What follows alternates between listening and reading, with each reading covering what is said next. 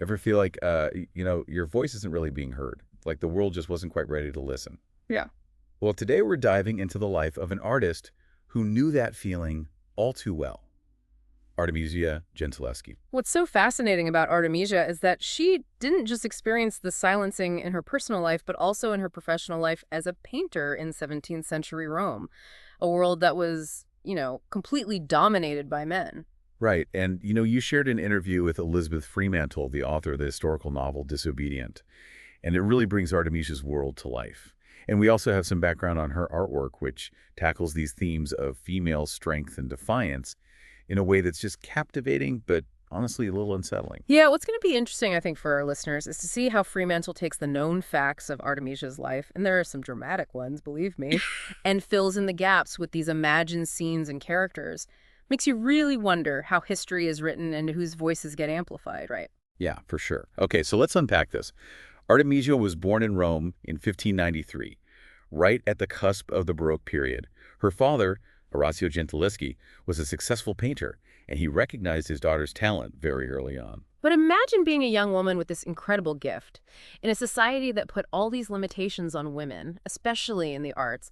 Fremantle actually draws this really fascinating parallel between Orazio's feelings towards Artemisia's talent and Salieri's envy of Mozart. Wow. Now that's a comparison that really makes you think. It highlights how Orazio might have felt. Of course, proud of his daughter's talent, but also maybe a little threatened, even jealous, as her work began to, surpass his own. Right. And this complexity in their relationship is something that Fremantle really explores throughout the novel.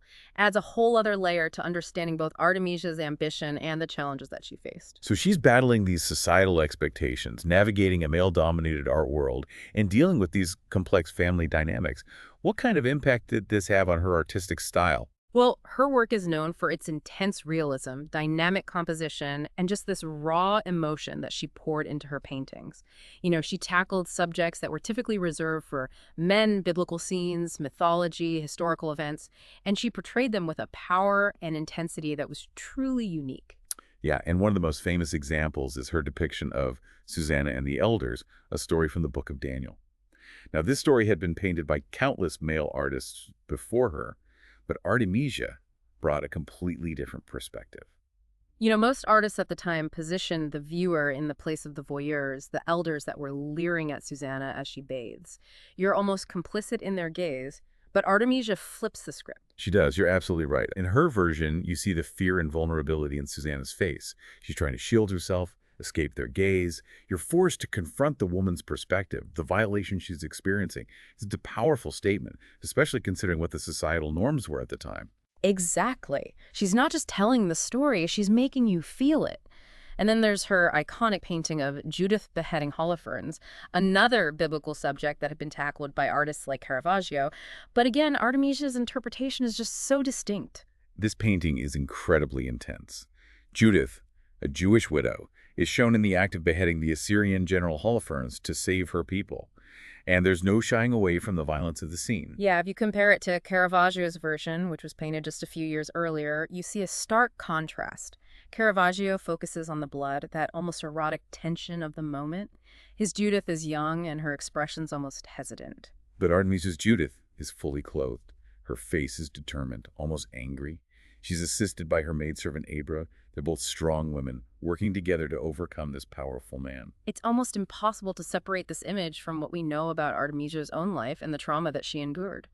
At just 18, she was raped by Agostino Tassi, a fellow artist that was hired by her father to tutor her in perspective. And the trial that followed was just grueling. She had to relive the experience, defend her truth, and even undergo this horrific torture method called Sibylle, where her fingers were crushed to verify her testimony. It's unimaginable what she went through. And Fremantle really brings that to life in Disobedient. Imagining the emotional toll this experience took on Artemisia, the feelings of betrayal, and the struggle to just be believed. Yeah, and this is where we really start to see how her personal experiences shaped her art. That raw emotion, the depiction of female strength and vengeance in paintings like Judith beheading Holofernes, it takes on a whole new meaning when you consider what she went through. It makes you wonder, doesn't it? Did she find a sense of empowerment through her art? Was it a way to reclaim her voice and agency in a world that had tried to silence her? But before we get too deep into those questions, let's explore one of the more fascinating aspects of Fremantle's novel, Yeah. the character of Piero. He's this fictional friend of Artemisia's, and he adds a really interesting dimension to the story. Yeah, Piero's this outsider, a homosexual man living this hidden life in a society that just condemned his very nature. He Mm. sees the world differently, and he recognizes and champions Artemisia's talent in a way that others don't. I love how Fremantle uses this character to explore the theme of female friendship and the need for support in a world that often felt very much stacked against women. There's a scene where Piero compares Artemisia to this wild bird, saying, "She is meant to fly, not to be caged." It's such a beautiful metaphor for her spirit, her ambition, and her refusal to be confined by those societal expectations. It's also a stark contrast to another female character in the novel, Zeta, who represents this more traditional path for women in that era. She's content with her life as a wife and mother, and she can't quite comprehend Artemisia's obsession with art. And Zeta's bewilderment highlights the choices that Artemisia makes, the paths that she refuses to take. For Artemisia, art wasn't just a hobby, it was her calling, her way of expressing herself and reclaiming her power. And speaking of power, I'm curious to know more about the reception of Artemisia's work during her lifetime. Despite all the challenges she faced, she achieved a level of success that was almost unheard of for a woman artist in that era. Right. She received commissions from some of the most prominent patrons of the time, including the Medici family in Florence. She even traveled to England to paint for the court of King Charles III. It's incredible to think about her navigating those circles, negotiating contracts, and building a reputation on her own terms. She was a true trailblazer. And her story challenges us to think about how history is written, doesn't it? Why did someone as talented and successful as Artemisia fall into relative obscurity for centuries? It's almost as if her voice was silenced again, her story lost amidst the dominant narratives of all those male artists. But thankfully, in recent decades, there's been this renewed interest in Artemisia's work, and she's finally getting the recognition that she deserves. Yeah, it's like we're finally ready to listen to her story, to see the world through her eyes, and to appreciate the power and beauty of her art. I think that's a great place to pause for now. You've been given a lot to think about in terms of Artemisia's life, her art, and the context of her time. Take a moment to reflect on what we've discussed and maybe even do a quick image search of some of her paintings. We'll be back soon to continue our deep dive into Artemisia Gentileschi's world, exploring her later years, the legacy she left behind, and the questions her story raises about how we interpret history and the voices we choose to amplify. Welcome back. Hope you had a chance to look at some of Artemisia's paintings.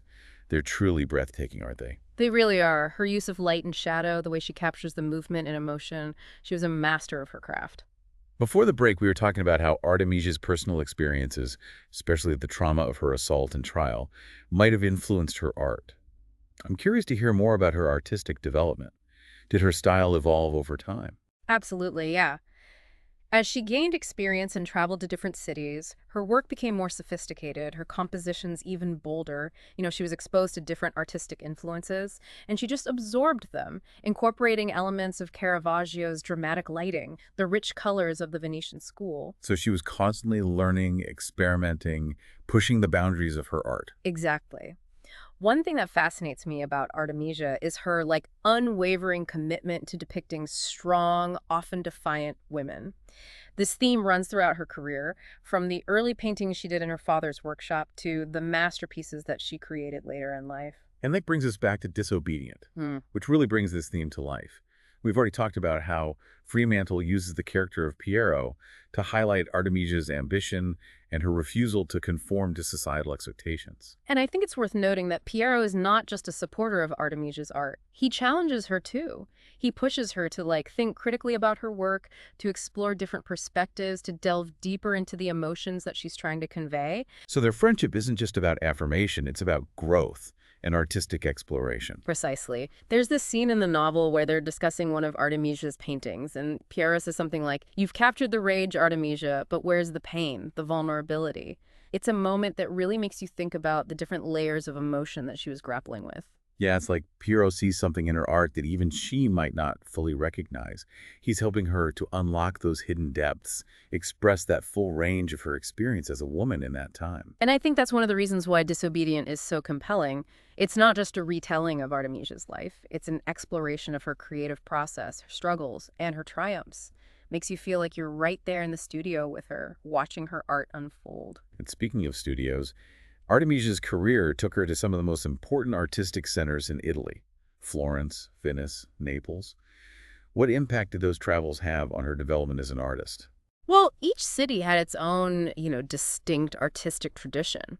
Florence was known for its Renaissance heritage, Venice for its vibrant colors and emphasis on sensuality, and Naples for its Baroque grandeur.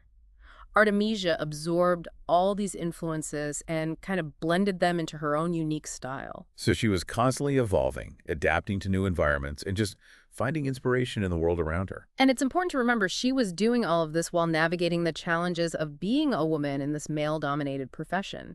She had to be twice as talented, twice as determined to earn the respect and recognition that she deserved. And she was also raising a daughter as a single mother, which adds another layer of complexity to her story. Absolutely. She was juggling the demands of motherhood, managing a household, and building the successful career at a time when women were expected to stay in the domestic sphere. It's truly remarkable. It makes you wonder what kind of sacrifices she had to make, what obstacles she had to overcome to achieve her dreams. Yeah, and it speaks to her resilience, her unwavering determination to succeed on her own terms. She refused to let those societal expectations dictate her path. There's something about Artemisia's story that feels so relevant today, even though she lived centuries ago. Her struggle to be heard, to be seen as an artist in her own right, it resonates with so many women who are still fighting for equality and recognition in various fields. I completely agree. Her story is a reminder that the fight for gender equality is ongoing, that we need to keep challenging traditional narratives, amplifying the voices of women who are often, marginalized or overlooked. And it also makes you appreciate how far we've come in some ways, while recognizing how much work still needs to be done. Absolutely. Artemisia's journey highlights the importance of mentorship, of women supporting each other, and creating spaces where their voices can be heard. It's something that resonates even more strongly when you consider the, limited opportunities that were available to women in her time. One of the things that struck me in Disobedient was the way Fremantle portrays that bond between Artemisia and her fictional friend Piero. It's such a beautiful example of how supportive relationships can make all the difference, especially when you're facing adversity. Yeah, their friendship is a testament to the power of finding people who believe in you, who challenge you to grow, who see your potential even when the world doesn't. It makes you wonder if Artemisia had any real-life relationships like that. Hmm. People who encouraged her artistic ambitions and helped her navigate all the complexities of that time. It's certainly possible. We know from her letters that she was a skilled networker, building relationships with powerful patrons and other artists. It's likely she had a circle of supporters that recognized her talent and helped her to advance her career. But even with those connections, it couldn't have been easy to break through the barriers that existed for women artists in that era. I'm curious to know more about the reception of her work, both during her lifetime and in the centuries that followed. Well, as we mentioned earlier, Artemisia did achieve a significant level of success. She received commissions from prominent families, including the Medici, and even painted for the English court. Her work was admired for its technical skill, its emotional intensity, and its bold subject matter. But it wasn't always smooth sailing, was it? No, not at all. She faced criticism from some quarters, particularly from those who were uncomfortable with her depictions of female strength and sexuality. Some critics even accused her of being, overly influenced by Caravaggio, as if a woman couldn't possibly have developed her own unique style. It's frustrating to think about how those biases might have impacted her career, how her work might have been dismissed or undervalued simply because she was a woman. It's a reminder that even when women achieve success in male-dominated fields, they often face this extra layer of scrutiny and skepticism. Their achievements are sometimes attributed to external factors or downplayed in comparison to their male counterparts. Yeah, it's like their voices are constantly being challenged, their contributions questioned. And that's why it's so important to keep telling their stories, to highlight their accomplishments, and to challenge the narratives that have often silenced or marginalized their contributions. And in the case of Artemisia Gentileschi, it's a story that's been rediscovered and celebrated in recent decades. That's right. There's been a resurgence of interest in her work, and she's now recognized as one of the most important artists of the Baroque period. Her paintings are featured in major museums around the world, and her life story has inspired numerous books, films, even operas. Yeah, it's like her voice is finally being heard, her talent fully appreciated. centuries after she created those masterpieces. And it makes you wonder what other stories are out there waiting to be rediscovered, what other voices have been silenced or forgotten over time. It's a reminder that history is constantly being rewritten, that we need to be open to new perspectives and challenge the narratives that have shaped our understanding of the past. And I think that's a great segue into the next part of our deep dive. We've explored Artemisia's early life, the challenges that she faced, and the evolution of her artistic style, but her story doesn't end there. We still need to explore her later years, her legacy, and the lasting impact that her work has had on the art world and beyond. So we'll be back soon to continue this fascinating journey. Stay tuned. Welcome back to our deep dive into the world of Artemisia Gentileschi. It's been a fascinating journey so far, wouldn't you say? Yeah, definitely. We've covered a lot of ground. We started with her early life in Rome, talked about the challenges she faced as a female artist, and explored how her art evolved over time. And of course, we've been weaving in Elizabeth Fremantle's novel Disobedient along the way. It's really added another dimension to our understanding of Artemisia. Before the break, you mentioned that Artemisia's story doesn't end with her early successes in Rome and Florence. What happened in her later years? Did she continue to paint? Oh, absolutely. She continued to work and travel throughout Italy, and eventually she settled in Naples, which at the time was a really bustling artistic hub. So did she find more support there, more opportunities? Yeah, it seems so. She was able to establish a successful workshop, she received commissions from prominent patrons, and she even collaborated with other artists, including, her father Orazio. Wait, so despite the tension we talked about earlier, the trauma of the trial, she and her father were able to reconcile and even work together. It seems that way, and Fremantle actually explores this in the novel. She imagines their reunion in Naples, years after the trial, and really delves into all the complexities of their relationship, the lingering pain and resentment, but also, that underlying love and respect they had for each other. It's a reminder that even these historical figures were complex individuals, capable of growth and change. Right. Their stories aren't always neat and tidy. No, not at all. And I think that complexity, especially in Artemisia's case, is part of what makes her so fascinating. She defied expectations, she overcame incredible adversity, and she achieved a level of success that was just unheard of for a woman artist in that era. And all while raising a daughter as a single mother and navigating a world that constantly tried to silence her and diminish her accomplishments. Absolutely. And I think that's one of the biggest takeaways from her story. The resilience of the human spirit, the power of art to transcend adversity, and the importance of challenging traditional narratives and amplifying the voices of those who have been marginalized. Speaking of legacies, what kind of lasting impact did Artemisia's work have on the art world? We talked about how she fell into relative obscurity for centuries, but now she's being celebrated as one of the most important artists of the Baroque period. What changed? Well, in the centuries after her death, artistic taste shifted, and the Baroque style, with its dramatic lighting and emotional intensity, kind of fell out of favor. And there was also this tendency, unfortunately, to just downplay the contributions of women artists, push them to the margins, so to speak. Their voices silenced once again. Exactly. But, in recent decades, there's been a growing movement to re-examine the traditional canon of art history and to include a wider range of voices and perspectives. And feminist art historians in particular have played a crucial role in this, bringing attention to the work of women artists who have been overlooked or undervalued. And it seems like Artemisia Gentileschi has been one of the primary beneficiaries of this shift, wouldn't you say? Absolutely. Her work is featured in major museums around the world now. She's finally getting the recognition she deserves. Those bold compositions, the dramatic lighting, her powerful depictions of female strength, they really resonate with modern audiences, especially now when we're still grappling with issues of equality and representation. Yeah, it's almost like her art speaks across the centuries, carrying this message of resilience, defiance, and this unwavering pursuit of one's dreams. And it's a message that continues to inspire not just artists, but also art historians, and audiences worldwide. Her story reminds us that even in the darkest of times, creativity can flourish and art can be such a powerful tool for both social change and personal transformation. So as we wrap up our deep dive into the life and work of Artemisia Gentileschi, what final thought would you like to leave our listeners with? I would just encourage everyone listening to seek out her art, study her paintings, really delve deeper into her story, because her legacy is truly a testament to the power of creativity and the resilience of the human spirit. And of course, if you want to explore a fictionalized account of her life, we highly recommend checking out Elizabeth Fremantle's Disobedient. It's a captivating read that brings Artemisia's world to life and really makes you think about the choices we make, the paths we forge, and the stories we leave behind. Well, that brings us to the end of our deep dive today. Thank you all for joining us. We hope you've enjoyed exploring the world of Artemisia Gentileschi. And we hope her story inspires you, as it has inspired us, to seek out new perspectives, to challenge traditional narratives, and to really, truly amplify the voices that deserve to be heard.